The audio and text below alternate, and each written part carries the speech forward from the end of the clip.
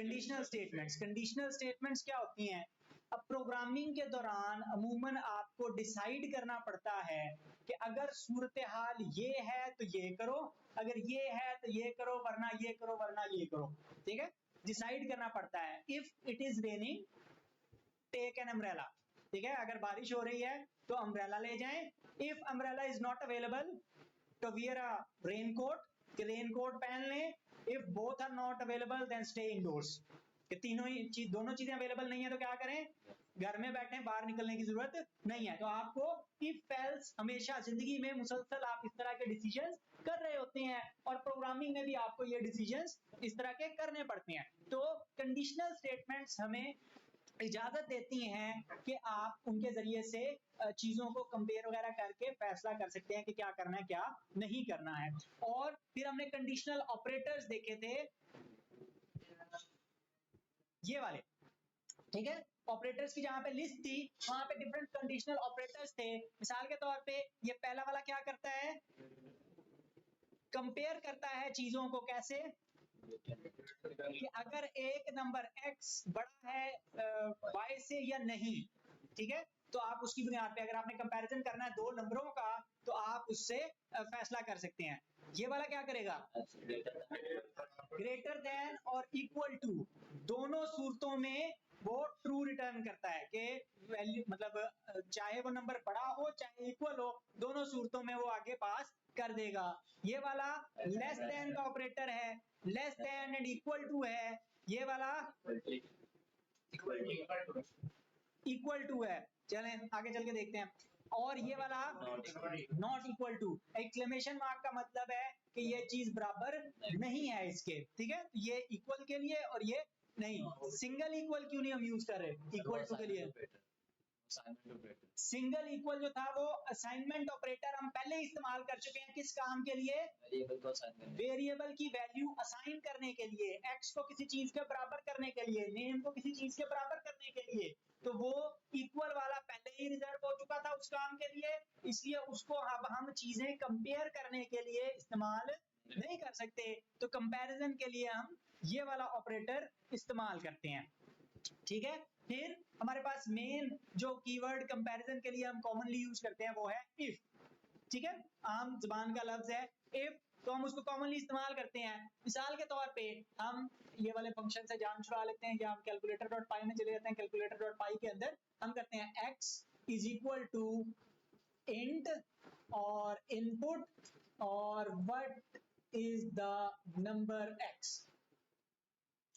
ठीक है, और इसी तरह हम एक नंबर कर लेते हैं y,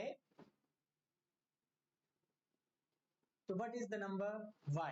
ठीक है, तो ये यहां पे हम क्या कर रहे हैं? हम यूजर से दो वैल्यूज ले रहे हैं, दो इनपुट्स ले रहे हैं, और उसको हम चाह रहे हैं कि कोई नंबर, हमें दो नंबर प्रोवाइड कर दो। ठीक है, फिर हम क्या करेंगे? फिर हम करेंगे if x is greater than y, तो ये करो। ठीक है, क्या करो? Print x is greater than y। Output क्या कर रहा है? Greater than y।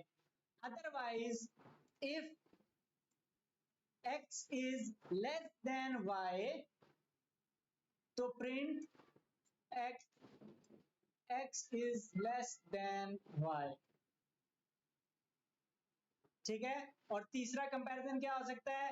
If x is equal to y, print x is equal to y। अब बेसिकली मतलब फजूल सा काम हम कर रहे हैं कि जी जो कंपैरिजन करके कर रहे हैं वही आगे हम लिख भी रहे हैं अल्फाज के अंदर, लेकिन बेसिकली कॉन्सेप्ट देखने के लिए कि क्या है। अच्छा, यहां पर तो मुझे लाल लाइन दिखा रहा है, क्यों? डबल इक्वल आना चाहिए, वरना x बराबर हो जाएगा y के, मतलब असाइन हो जाएगा और वो काम खराब हो जाएगा हमारा। तो लिहाजा हमने डबल इक्वल हमेशा लगाना है, और ये अक्सर गलत हो जाता है प्रोग्रामिंग के दौरान करते हुए, तो इसका ख्याल रखना होता है। अच्छा, अब हम इसको चला के देख लेते हैं। हमारा था पाइथन कैलकुलेटर डॉट पाई। ठीक है, तो पूछ रहा है what is the number x, और मैं कहता हूं 1, फिर वो करता है what is the number y, मैं कहता हूँ 2, तो उसने मुझे output the x is less than y, यानी कि हमारा प्रोग्राम इतना इंटेलिजेंट है कि उसे पता लग गया कि कौन सा नंबर बड़ा है कौन सा नंबर छोटा है, ठीक है। लेकिन अब यहाँ पे देखें, हम इसको जो हमने प्रोग्राम लिखा है उसको हम फिगर की फॉर्म में, फ्लो चार्ट के फॉर्म में यहाँ पर देख सकते हैं, ठीक है। और यहाँ पर हो क्या रहा है, ये जो गोल सा बबल है इसका मतलब ये है कि प्रोग्राम यहाँ से स्टार्ट हो रहा है, इसको हम कहते हैं फ्लो चार्ट, फ्लो डायग्राम कहते हैं कि हम जो काम हम स्टेप बाय स्टेप वहां पे कोड में कर रहे हैं उसको हमने डायग्राम की फॉर्म में दिखाया हुआ है।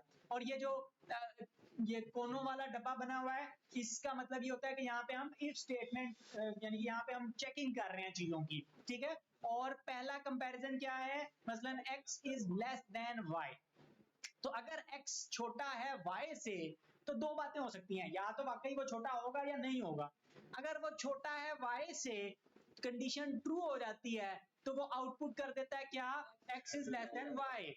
अगर वो नहीं है छोटा, फॉल्स है, तो प्रोग्राम आगे चलता है, और इस सूरत में भी प्रोग्राम आगे चल रहा है। दोनों सूरतों में प्रोग्राम आगे चल रहा है और कहां पे पहुंच रहा है, अगली कंडीशन पे पहुंच रहा है। अगली कंडीशन पे फिर वो चेक कर रहा है कि x बड़ा है y के, क्या x बड़ा है y के, अगर है तो फिर वो लिख देता है कि x बड़ा है y से, वरना फिर वो आगे चलता रहता है, दोनों सूरतों में आगे चल रहा है। और फिर वो चेक कर रहा है कि वो बराबर है या नहीं है, तो फिर वो आगे चल रहा है, ठीक है। अब यहाँ पर आपको इस प्रोग्राम की बेवकूफी का अंदाजा हो जाना चाहिए। मिसाल के तौर पे अगर वो पहले ही x छोटा है y से, तो क्या होना चाहिए, यहाँ पे आउटपुट आ गई, फिर हमें चेक करने की तुक बनती है कि कहीं वो बड़ा तो नहीं है।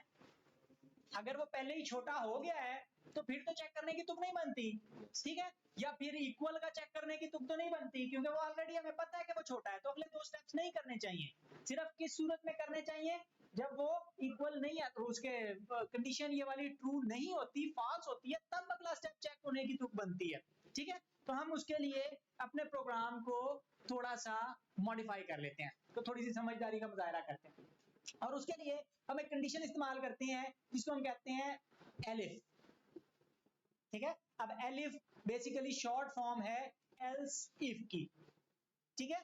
और एल्स इफ यानी कि क्या है कि अगर ये वाली कंडीशन ट्रू है तो ये आउटपुट करे, अगर नहीं है तो फिर ये वाले को चेक कर, करना चेक ही ना करे, ठीक है। तो वो एक, अगर ये आगे ट्रू हो जाता है तो फिर आगे वाला कोड नहीं चलेगा।